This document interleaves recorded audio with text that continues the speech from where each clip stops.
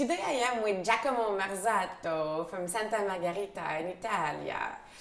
Giacomo, sustainability is very important for Santa Margherita, and you have the concept of kilometer zero.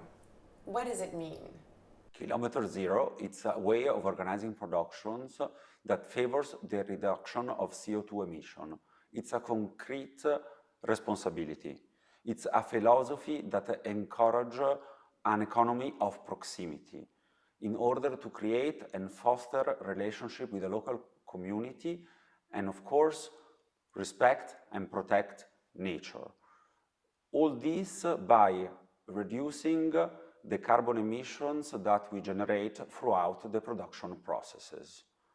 As we can understand, the wine industry, it's difficult to be kilometer zero because, of course, we start our work in the vineyards, but then once the product is bottled and ready for commercializations, we will need to deliver this product on the table of all our wine lovers.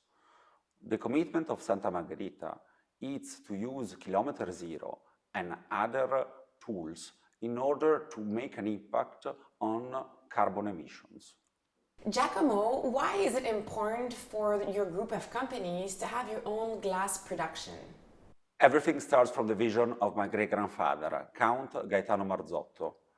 After the First World War, Italy was suffering, and his vision was to create business which would fulfill the basic needs of people. He already had Marzotto Group, which was doing textile and so dressing up people. He founded Jolly Hotel, which was the first hotel chain in Italy in order to give people a shelter.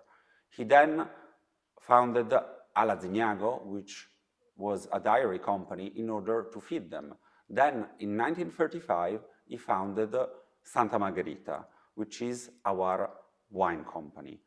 The glass company was founded later, around the 50s, in order, firstly, to serve our glass, our wine and food productions, but also to fulfill the needs of a booming economies after the Second World War.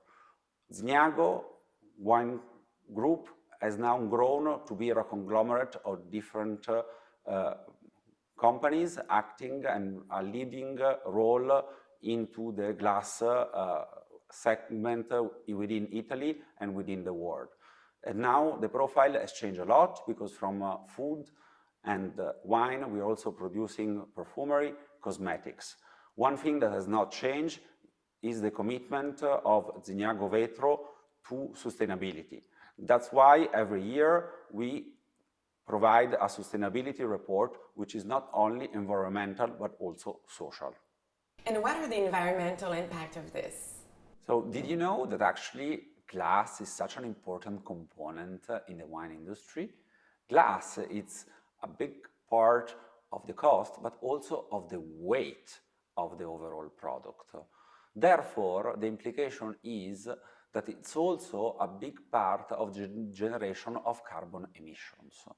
Having the possibility of having our glass plant, which is just in front of our wine headquarters, enable us to lower basically to zero the the emissions coming from transportations.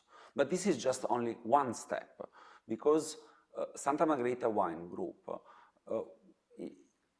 managed to take very different activities that starts from the reductions of water wastage by the underground irrigations, which continues with a photovoltaic system which is more than 2,000 square meters on top of our winery, which continues also in a biomass plant which allow us in order to be energy sufficient.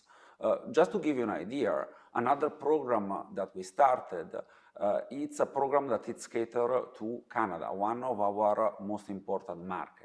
We are the company in Italy which has the largest carbon zero program for more than 2 million bottles of Pinot Grigio that are sold to Canada. We actually have a program which compensate the carbon emission through reforestation. This is how much we believe in the environment. After all, we don't have to forget that we are farmers, and the duty and the commitment of farmers is to protect our most important asset, which is nature.